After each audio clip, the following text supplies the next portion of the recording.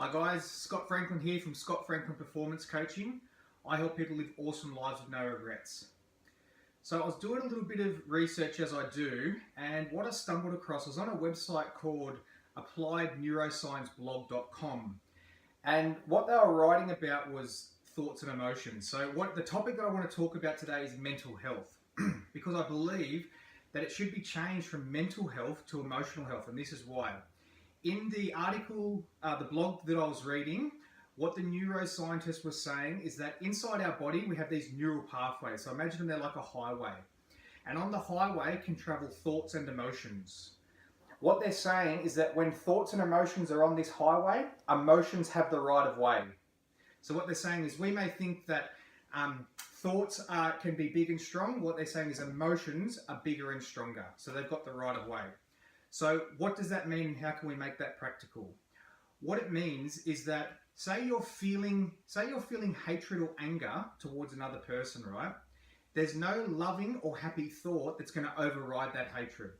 That's what they're saying. So what it is you can't use the thoughts in your head, you can't use the thoughts to overcome that emotion, right? So if you're stuck with any negative emotion, there's no like think happy, think relaxed, think confident.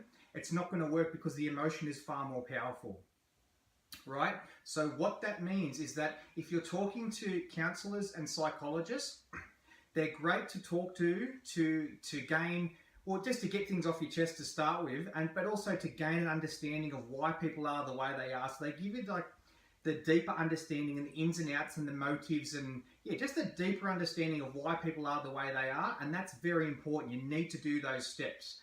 But what I'm saying is that to truly get that shift, so to get to release that negative emotion, because what's happened is it's not the problem that's the problem, it's the emotion that's the problem.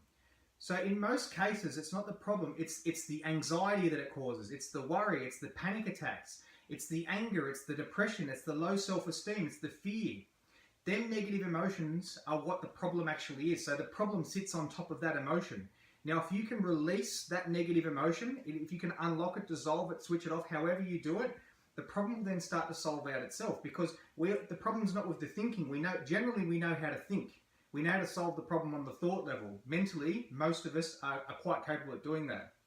It's the emotional part that we get stuck with.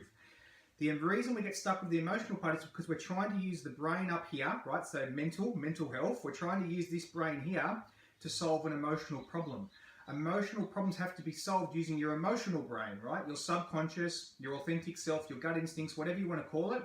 It's that part of you that's never ever wrong, not even once, right? And it's designed to solve emotion problems, people problems, and life problems. So when you think about most of our problems, they're not number problems and they're not measurement or logical problems, which is what this is great for. This is fantastic for solving them problems. What we actually need to do is connect to the authentic self, the subconscious, so we can start to solve the emotional problems. So I hope that makes sense, guys. Big difference between mental health and emotional health. I think most people are actually looking to become emotionally healthy as well as mentally healthy and physically healthy. Hope that helps, guys.